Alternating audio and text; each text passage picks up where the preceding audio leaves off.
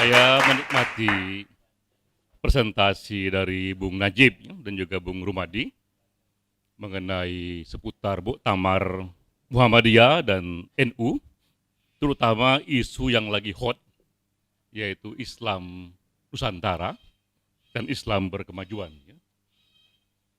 Tinggal memang jika isu ini memang ingin diseriusi, adalah bagaimana dia benar-benar dirumuskan menjadi platform yang benar-benar strategis. Karena ini akan mengambil energi yang banyak, platform yang benar-benar bisa membawa Indonesia dan juga dunia muslim masuk ke peradaban modern. Nah, saya mulai dengan data. Jadi ini data riset dari terbaru ya, dari Economist Intelligence Unit di tahun 2014. Dia meriset 167 negara, termasuk 49 negara muslim. Dia mengukur yang disebut demokrasi indeks. Ada 60 indikator di sana, dan nanti semua negara itu dia ranking, dibuat klasifikasi, termasuk di 49 negara muslim itu. Nah, dia buat 4 kategori, bahwa ada negara yang disebut full demokrasi. Ini negara yang sudah terkonsolidasi demokrasinya itu. Di bawah itu negara yang disebut sama dia itu flawed demokrasi, demokrasi yang masih belum matang, masih transisi. Di bawahnya lagi rejim yang bercampur, ya, yang belum demokrasi tapi juga tidak otoriter. Ya. Di bawahnya lagi rejim otoriter. Jadi 4 kategori dari 60 indikator itu menjadi 4 kategori: negara full demokrasi, yang transisi, yang beragam rejimnya, dan terakhir negara otoriter. Nah, yang menarik, dari 49 negara muslim itu, tak satu pun negara muslim itu yang ada di klasifikasi full demokrasi. Tak satu pun, ya. Termasuk Indonesia. Dari 49 negara itu. Bahkan di bawahnya lagi, flawed demokrasi, hanya 3 dari 49 negara muslim yang masuk ke sana. Yaitu Indonesia, Malaysia, dan Senegal. Jadi hanya 3 dari 49, berarti hanya 5% dari negara muslim itu masuk ke tataran demokrasi yang masih belum sempurna. Sisanya itu negara muslim, lebih dari 90% adalah wilayah yang tidak demokratis. Jadi kita lihat, di dunia muslim sekarang ini 90% lebih belum masuk ke peradaban demokrasi. Nah, mustahil sebuah wilayah menjadi modern jika sistem politiknya tidak demokratis. Nah, karena itulah ya, ini penting untuk di-review ya. Temuan kedua mengenai siapa saja yang masuk ke dalam negara-negara yang disebut dia itu full demokrasi. Dan ternyata tidak semuanya negara barat. Tidak semuanya negara yang harus punya kultur liberal. Masuk juga di sana negara-negara yang punya budaya Asia seperti Korea Selatan, ya, Jepang, ya, juga negara yang budaya Amerika Tengah seperti Costa Rica, ya, juga negara yang bahkan Afrika seperti di sini negara Mauritius. Ya. Jadi ternyata untuk menjadi negara yang full demokrasi itu tidak harus kultur liberal barat. Bisa negara budaya Asia, budaya Amerika Tengah, bahkan budaya Afrika. Ya. Yang tak ada hanya budaya yang dipengaruhi nilai-nilai Islam. Ya. Itu temuan kedua tuh. Ya. Nah, temuan ketiga, sungguh pun negara-negara Muslim itu sangat rendah posisinya, tapi tetap teratas adalah Indonesia. Ya. Jadi Indonesia dibanding semua negara lain itu menjadi wakil teratas jika diukur dari demokrasi indeks. Ya. Dia ada di urutan ke-49, Malaysia 65 di bawahnya, Senegal lebih bawah lagi 74. Ya. Turki jauh lebih bawah lagi.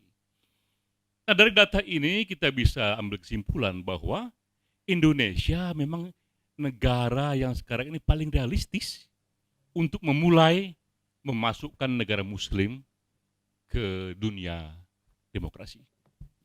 Jadi Indonesia diukur dari riset-riset yang indikatornya itu begitu komprehensif, memang satu-satunya negara yang bisa menjadi pilot project masuknya dunia muslim ke tataran demokrasi. Jika Indonesia bisa, yang lain juga bisa. Nah, di sini saya lihat mengapa strategi sebagai Indonesia untuk mengembangkan sebuah platform keislaman yang berbeda. Platform yang nantinya itu dia sangat kompatibel dengan semua nilai yang berkembang dalam tataran demokrasi. Ya. Dan pastilah dia bukan platform yang tumbuh di Timur Tengah sana, karena majoriti negara Timur Tengah itu negara yang tingkat otoritasnya, tingkat rejim otoriternya itu begitu dalam. Ya. Nah di sini wacana Islam Nusantara, wacana Islam berkemajuan menemukan signifikannya. Ya. Tinggal masalahnya jika memang ini mau masuk ini barang nih, ya, maka kerja yang ada adalah bagaimana membuat roadmap, ya, memindahkan wacana menjadi sebuah movement. Ya. Sekarang ini dia masih wacana karena masih begitu longgar ya, baik Islam kemajuan ataupun Islam Nusantara, bagaimana dia diubah menjadi movement. Ya. Nah untuk jadi movement dia ada 3 unsur. Pertama dia harus punya platform yang begitu kokoh. Ya. Di platform ini ditinjau dari konsep-konsep yang operasional, dia begitu kokoh ya. Nah itulah yang saya kira belum ada ya. Tadi Bung Rumadi membuat pointers ya, ada 6 poin itu. Yang tadi ada poin dialog non kekerasan, poin nasionalisme, poin tekan masyarakat ya. Tapi itu bukan sebuah ideologi yang visioner. Nah untuk ini ya bandingannya kita bisa lihat gerakan agama apa yang pernah begitu besar efeknya dalam 50 tahun terakhir. Nah itu adalah di dunia Katolik, teologi pembebasan. Dan dimulai justru dengan sebuah buku, Gustavo Guterres itu, Liberation Theology. Nah itulah roadmap yang harus kita capai. Membuat satu buku yang begitu kuat platformnya, tapi juga dia kuat visi ideologisnya. Tidak cukup hanya pointers ya. Nah apa yang terjadi dengan teologi pembebasan? Itu dia mengawinkan doktrin agama Katolik dengan ideologi yang paling progresif di zaman itu. Itu Marxisme. Ya. Dikawinkan oleh Gustavo itu. Bahkan dia menjadikan, ketika dia menjadikan ketidakadilan ekonomi sebagai satu isu penting dari teologi pembebasan, dia pakai juga teori sosial yang paling progres saat itu, yaitu teori independensi. Ya. Jadi sebuah buku keagamaan yang kemudian memasukkan sebuah ideologi yang paling progresif saat itu, Marxisme, ya, dan juga sebuah teori akademik yang paling maju saat itu, teori independensi. Jadilah dia sebuah buku, sebuah platform yang kokoh sebagai sebuah buku putih, ya, sebuah platform gerakan. Ya.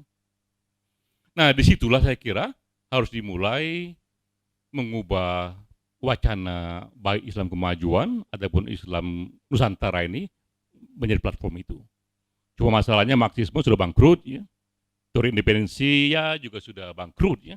Dan yang paling mungkin sekarang ini diambil sebagai satu sinergi ideologis bagi Islam Nusantara adalah ideologi hak asasi, ya, ideologi demokrasi. Ya. Dan karena ini ada Nusantaranya, termasuk juga pastilah ideologi Pancasila. Ya. Jadi menurut saya bagus di situ dieksplor. Ya. Seperti tadi dibawa oleh Bung Rumadi, dari pointers itu dia lebih dieksplor lagi bagaimana mensinergikan ini doktrin Islam dengan Pancasila, dengan demokrasi, dengan hak asasi. Bahkan tadi di poinnya Bung Rumadi, demokrasi nggak masuk gitu ya. Mestinya poin yang betul demokrasi, karena itulah politik modern yang menandakan pada modernitasnya itu ya. Ya, tapi ya bukan politik demokrasinya itu. Ya. Harus appreciate ini jadi ya. Nah, karena juga di situ tadi dari risetnya ekonomis unit itu justru disitulah defisit yang paling besar di dunia Muslim ya. Nah setelah platform itu selesai, dia pun hanya bisa jadi platform saja, tidak menjadi movement jika tidak didukung oleh satu political power yang kuat sekali. Ya. Nah di sini kita bisa mencontoh gerakan Wahabisme itu ya, walaupun secara ideologis kita tidak setuju, tapi secara metode gerakan itulah yang benar. Ya. Gerakan itu hanya terjadi jika kekuatan platform kawin dengan kekuatan politik praktis. Dan terjadilah itu antara pemikir Wahab itu dengan dinasti Saud ya, yang kemudian diteruskan melalui aneka raja-raja berikutnya itu. Ditambah lagi mengalir pula petrodolarnya itu. Di sebuah movement dia menjadi kuat jika gagasannya kuat, didukung oleh kekuatan politik yang kuat, dan ada dana besar di belakang itu. Jadi dia, ya. Itu unsur kedua, bahwa platform itu nanti didukung oleh kekuatan politik ataupun dana. Nah unsur ketiga, dia menjadi isu bersama dari civil society yang beragam. Dan barulah dia menjadi satu gerakan ya, yang sangat bisa mempengaruhi sebuah masa. Ya. Nah sekarang kita lihat ininya, kita lihat peta itu ya. Ini yang wacana yang masih begitu liar, longgar tentang Islam berkemajuan, Islam Nusantara. Sementara kalau dia mau jadi movement, itu modelnya itu adalah teologi pembebasan atau Wahabisme, tapi sisi progresifnya. Berarti masih begitu panjang roadmap-nya itu, dia jadi platform dulu, dan kedua itu mencari partner politik yang kuat di pemerintahan, ya. Apalagi jika nanti Jokowi mengatakan Menteri Agamanya pun juga dia inginkan menjalankan platform Islam Nusantara misalnya, atau platform Islam berkemajuan, sehingga dananya pun lebih banyak diarahkan ke semua gerakan kegiatan agama yang berhubungan dengan itu. Jadi itu barang itu ya. Lewat Obama itu. Lewat Obama itu. Nah setelah itu barulah dia menjadi isu di gerakan civil society. Ya. Nah tinggal masalahnya di mana kita mau mulai itu. Ya. Saya sering bicara dengan teman-teman di banyak kesempatan bahwa generasi kita ini harusnya mempunyai satu monumen yang besar. Ya. Yang melampaui generasi Cak Nur, melampaui generasi Gus Dur, karena kita ini di era di mana teknologi sudah sedemikian powerful untuk membantu individu. Ya. Jika tidak muncul satu monumen yang kuat, pasti ada yang salah dengan kita ini. Apakah leadership di antara kita, ya, ataukah satu kolektif movement yang tidak muncul. Ya. Nah, momen yang ada sekarang ini adalah ini. Ada Islam Nusantara, ya, yang secara label legitimasi udah kuat sekali, didukung oleh NU, didukung oleh Presiden. Cuma ini botol yang kosong. Nah, karena itulah momen bagi kita untuk masuk. Kita yang belajar politik, yang belajar gerakan, ngerti kok kalau kita belajar movement, tinggal kita isi satu platform yang kuat sekali, kita kawinkan dengan satu ideologi yang paling progresif saat ini. Ya. Jadi saya bayangkan pada waktunya ini, saya tidak tahu apakah itu tepat apa tidak, dia harus menjadi teologi Islam Nusantara. Ya. Teologi Islam berkemajuan. Ya. Di mana di dalamnya itu ada satu perkawinan doktriner antara doktrin Islam dengan prinsip-prinsip dasar dari hak asasi manusia. Nah ini yang saya kira berharga untuk dikerjakan ya.